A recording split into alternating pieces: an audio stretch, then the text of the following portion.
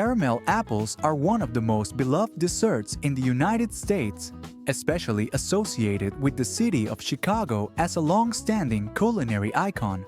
Every year, the U.S. alone consumes tens of millions of caramel apples, crisp, shiny apples coated in a smooth layer of golden caramel.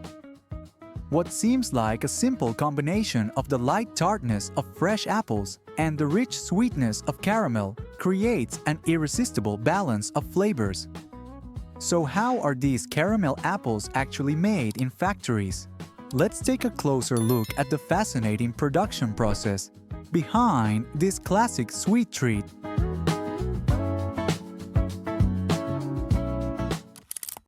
Before caramel apples became as popular as they are today, Americans were already familiar with red candy apples, traditional treats coated in hard sugar and commonly found at fairs and festivals.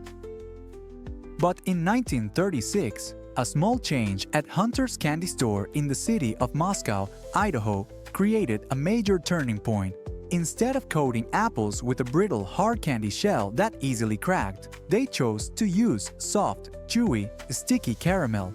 This change created a completely different experience. The caramel wrapped tightly around the apple caused less cracking, was easier to eat, and safer for children. The result was a treat that was chewy, crunchy, and sweet all at once, and it quickly became a hit.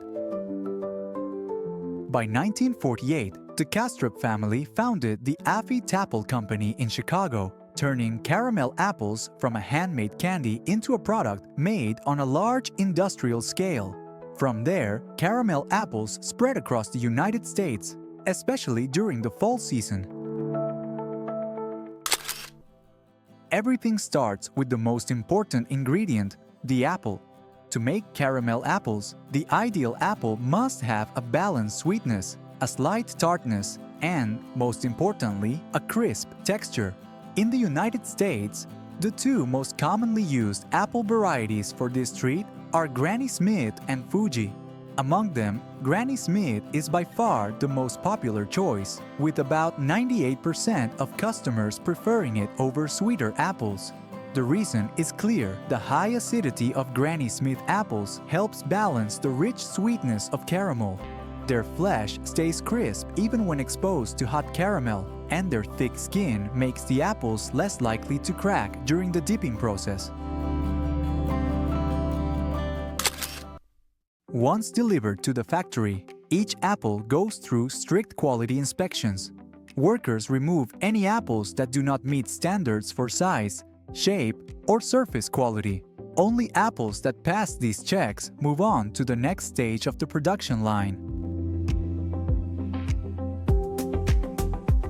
After approval, the apples are sent to the washing and cleaning area.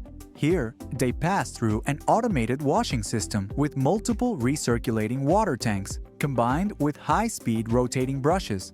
This process completely removes dirt, debris, and any remaining pesticide residues from the growing process. Next, the apples move along a conveyor with soft brushes where excess water on the peel is gently wiped away. After that, powerful industrial fans blow the apples completely dry, ensuring that no water droplets remain on the surface.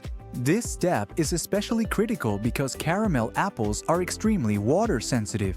Even a single tiny drop of water left on the apple can cause the caramel to slide, streak, or peel away in patches as it cools. In addition, moisture can cause the caramel to crystallize unevenly, resulting in a rough, unattractive surface. Once the apples are completely cleaned and dried, they move on to the stick insertion stage. Here, workers handle each apple individually and use a specialized pressing machine to insert a wooden stick straight through the core. This position keeps the apple firmly secured, preventing it from twisting or shifting during the dipping process and the cooling stage that follows. The use of wooden sticks is not random. Wood is highly heat-resistant, non-slip when in contact with hot caramel, and does not deform, ensuring the entire process remains stable and precise. after the sticks are inserted, the apples continue along the conveyor belt, heading directly toward the caramel dipping area. Now, we arrive at the most fascinating stage of the entire process, making the caramel. The caramel used for apples is cooked using a special recipe that has been kept secret for more than 50 years. This formula dates back to 1948 and has remained nearly unchanged to this day. While the exact details are never disclosed, the core ingredients typically include corn syrup, milk, and sugar. This mixture is heated in specialized cooking kettles until the caramel reaches a temperature of about 155 to 160 degrees Fahrenheit. At this range, the caramel becomes smooth, glossy, and stretchy, without crossing the threshold where the sugar would burn or crystallize improperly. Once the caramel reaches its perfect state, the stick-mounted apples are placed onto a rotating conveyor system inspired by a Ferris wheel. Here, the caramel is continuously kept at around 160 degrees Fahrenheit by a direct heat source beneath it, ensuring the mixture stays smooth, glossy, and ready to coat each apple evenly. Each apple is gently lifted and slowly dipped into the molten caramel. This motion is precisely controlled, so the coating is neither too thick nor too thin. Immediately after dipping, every apple is rotated slowly to allow excess caramel to drip off. Immediately after the caramel dip, the apples move on to the topping stage. They are gently rolled through trays of crushed peanuts, allowing every side to be evenly coated with a layer of crunchy, aromatic nuts. This combination not only enhances the flavor, but also creates a refined balance of tastes. The sweetness of caramel, the light tartness of the apple, the rich creaminess from milk and butter, a hint of salt from the peanuts, and a distinct crunch in every bite.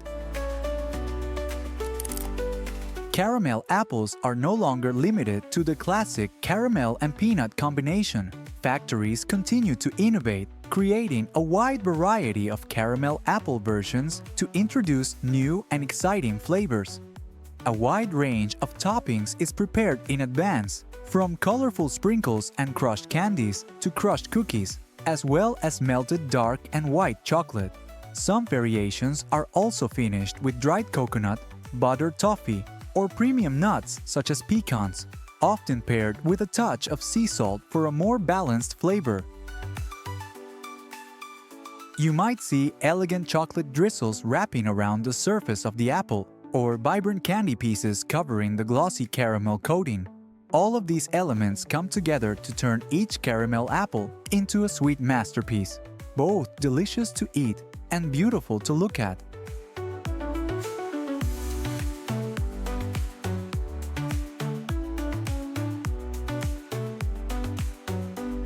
Once completed, the caramel apples are sent to the packaging area. Here, each apple is placed individually into a clear plastic bag and secured inside specialized protective trays known as bubble packs.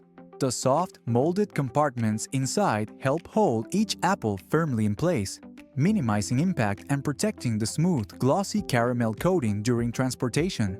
Each box is then sealed with an Affy-Tapple brand label, a familiar sign that many Chicago locals can recognize at a glance. Unlike mass-produced candies that can be stored for long periods, caramel apples have a relatively short shelf life. Because they still contain a fresh apple inside, they must be stored in a cool place and kept away from high temperatures and humidity to prevent the caramel from melting or losing quality. Demand for caramel apples rises sharply during the summer and fall, when they are both a popular fair food and an essential sweet treat for Halloween. On peak days, Affy-Tapple can produce up to 250,000 apples per day, with total annual output reaching 11 to 12 million apples.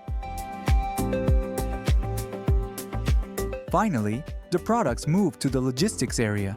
There, the cartons are packed, carefully wrapped, and loaded onto trucks, ready to be distributed to stores across more than 25 states throughout the United States.